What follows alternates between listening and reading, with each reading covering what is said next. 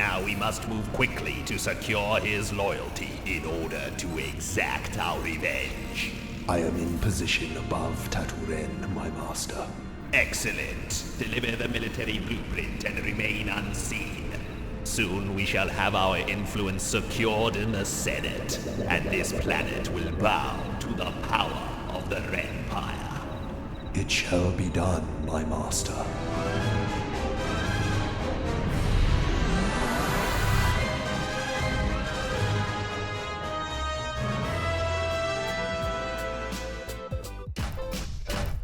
Greetings, cyberdogs and citizens of the interbubs. This is Rendog coming at ya in another Minecraft episode from the HermitCraft server.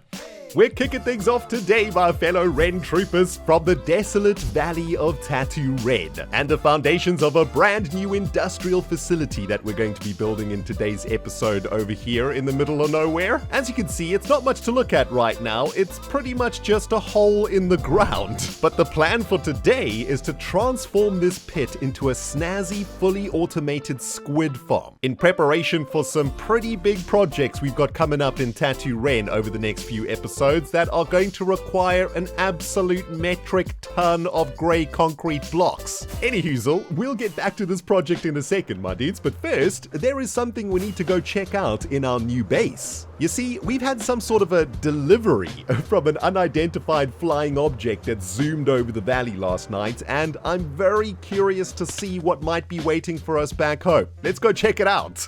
Now, since the last time we were together, my dudes, I have been hard at work off camera, sprucing up our brand new base here in Tatooren, and as you can see, all the suitcases have been unpacked, and we have a pretty snazzy looking base, if I do say so myself.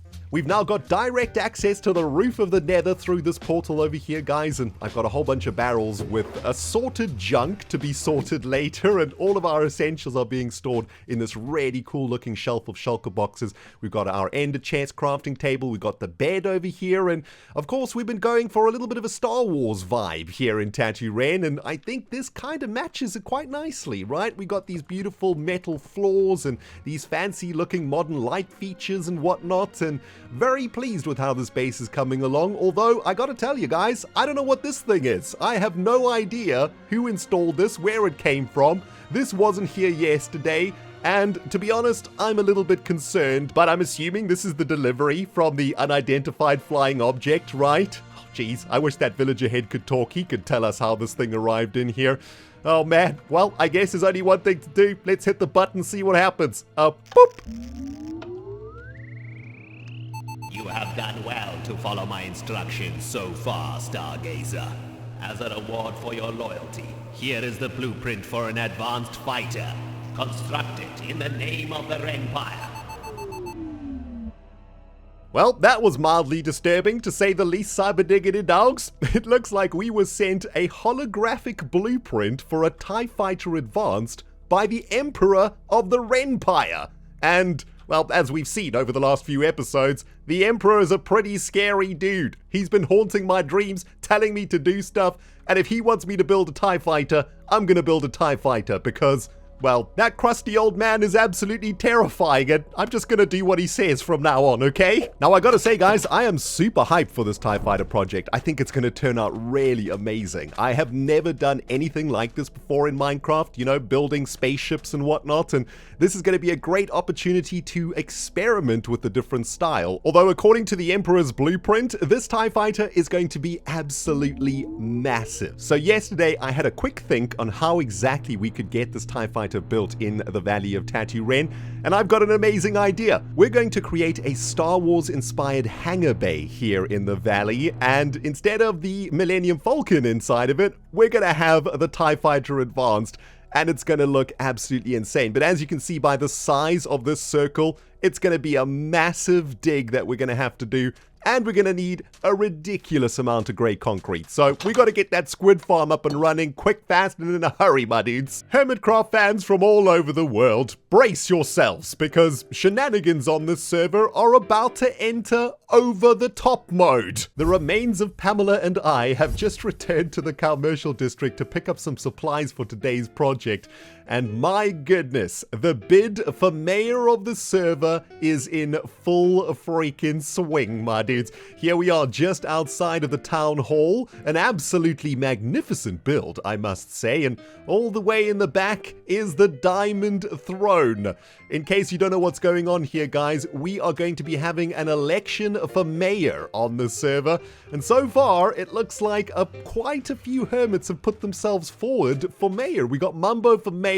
I mean, who wouldn't vote for the mustache? Looks like we got a vote for good times with Scar on just a wooden sign. You know what? I kind of appreciate the simplicity of it.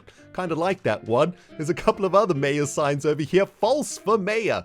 Wow. That is some really amazing map art right there. And, well, Joe's also running over here to be the dog catcher.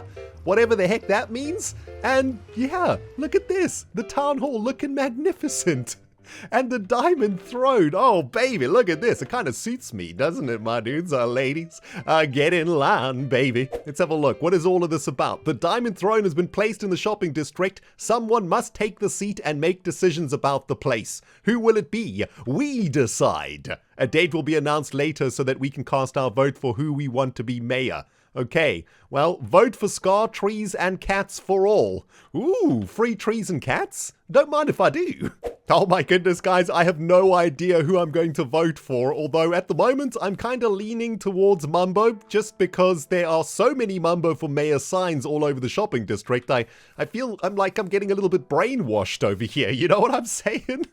Everywhere you go, there is a Mumbo for mayor sign. Anyway, guys, back to business. We're just outside Etho's ice shop, and for our Squid Farm today, we're probably going to need at least a shulker box worth of ice. So let's pop in here, drop some diamonds into Etho's pocket, and this time I'm going to remember to take my shoes off. Last time I came in here, I forgot to take them off, and you beautiful Canadians out there bit my head off. So shoes have been taken off, everybody. You can calm the freak down, okay? Yep, that should do it. 27 stacks of ice from Etho. Very, very nice. Thank you, my friend, and thank you to the snowman called, Buy Something. Oh, and before I forget, while we're out here, let's quickly check on log profits for the week. I haven't looked at our shop in a couple of days, and hopefully we can recover some of the losses for the ice, and well, it's looking pretty good right off the bat. Oh, baby, them bling blangs flowing in for loggage like nobody's business. Well, that's a nice surprise. Pretty much 3 stacks and a smidge of diamonds worth of log profits this week, my dudes. Amazing. Although, we are going to have to restock the blimp because the hermits have been eating up logs like nobody's business. Absolutely awesome. All right, that's pretty much everything that we need from the shopping district at the moment, my friends. I have already collected most of the resources that we need for the Squid Farm. Now, all we need to do is go and build the thing. So I've got an afternoon of technical Minecraft ahead of me. Wish me luck, my dudes. Now, squids are a very interesting passive mob to farm in Minecraft because unlike other passives like cows or chickens, they will only spawn in specific biomes such as rivers and oceans. With that in mind, we're going to construct our squid farm in a large section of river biome that I found here in the valley of Tatooren. This location is perfect because it's far enough from the ocean to ensure we can dramatically increase the squid spawn rates in this area once we get rid of all of the river biomes in the region. On top of that, squids are notoriously tricky to control because, well, they swim in water, right? They can also swim very well in bubble vators, so we can't use those to push them around efficiently. Instead, what we're going to do here is create a tank of downward flowing water columns separated by walls of open fence gates with a drop chamber below the columns. In this design, the water flow will push the squid down into the drop zone where they will fall to their death and the hopper minecart below will collect their ink. The walls of the fence gates also act as a trap for the squid because if they swim out of the water columns and through the fence gates, they will also fall into the drop zone. This design also ensures the squid get killed as quickly as possible because in order for more squid to spawn constantly, we need to kill off the current squid in the mob camp. Now, the last thing we'll need to do to really ramp up the spawn rates for the squid in the tank is to remove all of the water from any river biomes close by. But one major project at a time here, my dudes. Let's get these slimy suckers spawning in our squid tank first. It's the next day in real life, cyber diggity dogs, and after spending the entire evening last night working on that Squid Farm time-lapse, I thought we'd kick off today's recording session playing with a little bit of poop. Last episode, we got a lovely stinky gift from our wonderful friend Stress Monster 101, a pile of diorite just outside of the Bigger Logs Incorporated head office, and I'm thinking, to start today's Minecrafting, let's make this pile of poop somebody else's problem. Maybe our ice-obsessed friend Etho would like a little bit of diorite in his life. Let's head over to his base before he logs on. And speaking of Stress Monster, since logging off the server last night, a brand new amazing campaign for Mayor has popped up here on the surface of the Nether. There's Bumbo probably doing some campaigning of his own, and look at this beautiful, beautiful map art. GG, get gorgeous, Stress for Mayor. My dudes, I have no idea who to vote for, although at the moment, I'm kinda leaning towards Stress Monster, because she definitely has the best campaign slogan. GG, get gorgeous? Oh, that is just so nerdy. I really love it, but man, the temptation to vote for the mustache is very, very strong too. Anyway, my dudes, let's get on with today's episode, shall we? We've got a pile of poop to deliver to our friend Etho, and I'm actually kind of excited because I've not seen his base yet, and hopefully we can find a nice spot for this very stinky diorite. Oh my goodness, this part of the Season 7 server is looking absolutely fantastic, guys.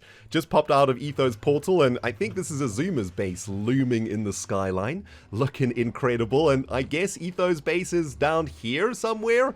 Looking very strange. Yep, there's a llama going back and forth. This is definitely an Etho base. Now we be cooking with llama gas, my dudes. That is the perfect placement for the diorite in Etho's base, in my opinion. And it's actually taken me a lot longer to figure this out than you might expect. You see, Etho is a very weird and wonderful Minecrafter. I mean, look at this crazy base. It is so epic. We got this llama going back and forth. No idea what it does, but that is Etho for you. So what I'm trying to do is pay homage to the weird brain of my friend Etho by dangling a Bigger Logs Incorporated delivery crate off the edge of this very weird floating grass platform. And of course, we're not telling him who it's from, right? We've got to leave some clues over here. And I'm trying to make it as cryptic as possible. He might be able to figure out it's from us because of the Bigger Logs Incorporated thing, but I've also thrown a wrench in the works. I put the alliums just at the bottom, so Etho's going to be thinking maybe it's from Stress, maybe it's from somebody else. But one thing is for sure, Etho, my friend, this diorite is now your problem. Okay, now that I've got all that out my system, let's get back to the project at hand for today, guys, which of course is a squid farm here in the Valley of Tatooren. Now, the good news is the most technically difficult part of this farm has now been completed, and we should in theory have a fully functioning squid spawning chamber. However, there is bad news, my friends. Squids will not start spawning efficiently here until we get rid of all of the river biome around our squid farm. That means at some point we need to get rid of all of these rivers that you see winding through the plateaus.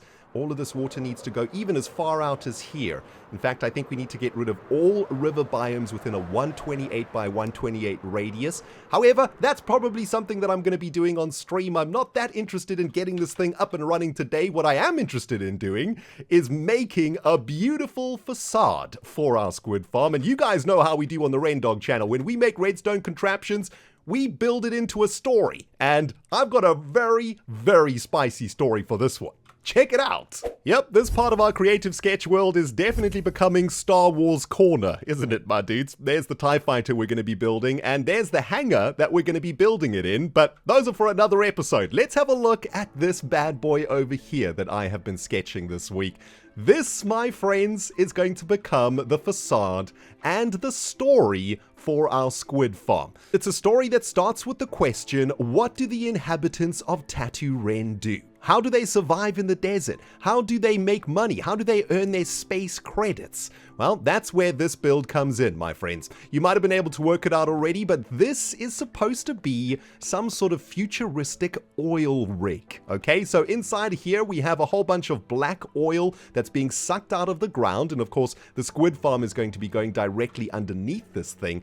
and that oil is going to be sucked up through a pipe and deposited in a giant container. And to me, this makes a lot of sense for our storyline, right? We're living out there in Tatooren, we're trying to survive, and the way that we're doing that is by drilling for oil and selling that oil to other space merchants that come and dock at Tatooren once we manage to get the hangar built out there just outside of our hut, right? Now, the block palette for this oil rig design is what's got me the most excited for this build, my dudes. Oh my goodness, I really feel like I've knocked it out the park in this one. You know, this one is actually very, very challenging to work out which blocks we were going to use, and it's pretty much the reason why this video has taken so long to come out. I've gone back and forth on a design like nobody's business, but it was really, really tricky. What we were trying to do here with this oil rig design was create a building or a structure that looked very futuristic. It needs to fit into the Star Wars theme, right? And that means we needed to use a lot of flat colors, just like we've done there in the TIE Fighter. Lots of grays, lots of metallic looking blocks. And what we've tried to do here is create a building that is made out of, I guess, painted metal and a little bit of rusted metal too, but at the same time, we don't want to make it overly textured. We don't want any rock in here. We don't want any wood, because this is the future. We're working with metals, we're working with alloys and glass and so on. But at the same time, we don't want to use concrete blocks either, because concrete blocks are extremely flat. They don't have a lot of pixels in them. And well, this is an oil rig. It's in a desert. It's supposed to be dirty. It's supposed to be rusty. And that's where this block palette starts to shine.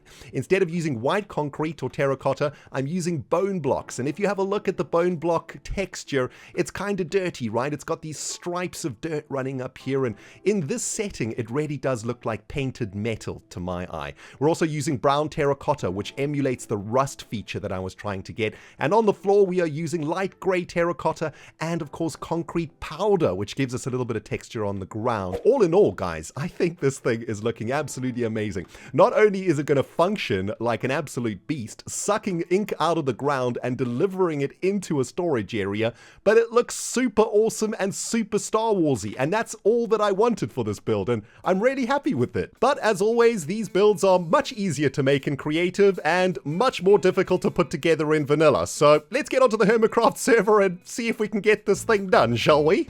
Now, I know a ton of you out there are going to be shouting at me in the comments section saying that there are far better Squid Farm designs and I should just go watch a tutorial. But that's not how we do things here on the Rendog channel, my friends. For me, it is far more important to ensure that whenever we create a redstone contraption, it fits perfectly into the world we are creating in Minecraft. I'm not interested in making the most efficient redstone farms possible. My goal as a Minecrafter is to combine function and aesthetics in the best way possible, so that whatever farm we make not only does the job, but looks absolutely amazing as well. And what we're building out here does exactly that. We are bringing the story of Tatooren to life with this build by making this an oil-rich region that is selling black gold to visiting space merchants and the like, right?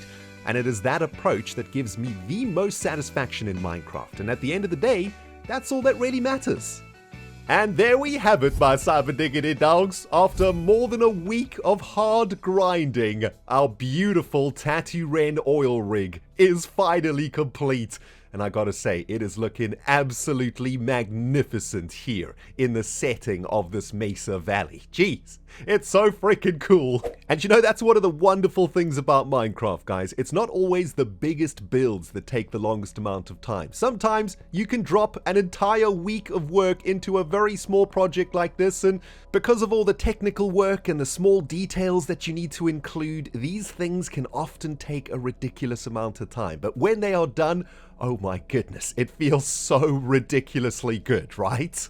Now, I know I said yesterday I wasn't too bothered about getting this thing up and running for today's episode, but my friends, I couldn't help myself. I spent another full evening last night working on the functionality, and I'm pleased to announce our Tatooren oil rig is 100% working right now, except for the efficiency side of things, because we still need to get rid of all of this river biome. But as far as the redstone goes, everything's installed, and it's running like a well-oiled machine.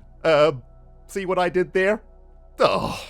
Anyway, let me show you some of the neat little redstone tricks that I've incorporated into this project, guys. And I gotta say, it is this kind of build that I enjoy doing the most. where we can incorporate redstone into something that looks really simple from the outside, but on the inside, there is a whole bunch of cool technical stuff going on. The squids fall out of their spawning chamber and die on this platform over here, and their ink juices get sucked up by that hopper minecart. Eventually, all of that squid juice ends up in this array of hoppers, and let's just drop some items in here. Eventually, they will get spat up this bubble vapor via this little dropper clock here, and that ink, or shall we say that oil, is going to end up in the refinery on the oil rig. And this is the top of that bubble vapor where all of that beautiful black gold eventually ends up, and it goes into the refinery unit of our oil rig and gets turned into, I guess, refined oil. Let's do a bit of an example. So the oil goes in there and eventually it gets refined, and then it gets delivered into our beautiful oil container here. Absolutely amazing. I'll quickly take you inside here to show you how it works. Very, very simple. Just another bubble vapor connected here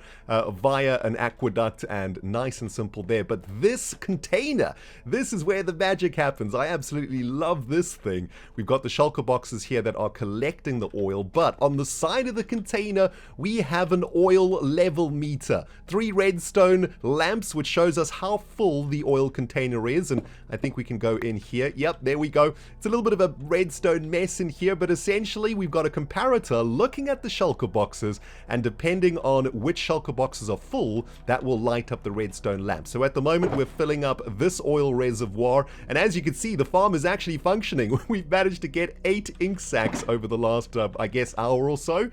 So yeah, not working ridiculously quickly, but definitely working. And yeah, now when we come back to the Tatooren oil rig, we can see how full the oil reservoir is by these lamps. And I don't know, it's a little bit of an unnecessary redstone, but that to me is what redstone is all about. Incorporating technical work into something beautiful, and at the end of the day, you just get such an amazing little project completed. And my friends, I gotta say, I'm super proud of this one. It's not the biggest thing in the world, but definitely one of my favorite projects so far in the season. Now, we still have a ridiculous amount of work to do to get our squid farm running efficiently. Of course, we have to get rid of all of the river biomes around our squid factory, but that's gonna have to wait for another day, guys, because if I spend another minute on this project, this video is never ever gonna come out. And I know it's already a little bit late. I apologize about that, my friends, but man, it had to get done, and it had to get done properly. You know what I'm saying? But unfortunately, that's about gonna do it for me on the HermitCraft server today, guys. I have got so much editing to do to get this video out to you, and if I don't start now, well, we'll never have an episode again. So I better get cracking on this, my dudes. Thank you so very much for watching today. I hope you have enjoyed it, and very much looking forward to seeing you guys again in the Valley of Tatooren, where we will be constructing a hangar bay for a TIE fighter. And that is going to be absolutely magical, if you ask me. But yeah, thank you guys so very much for watching, and if you did enjoy it, you know what to do. You smack that like button like a nobody's business. And my fellow Ren troopers from all over the world will smell you all in the next episode.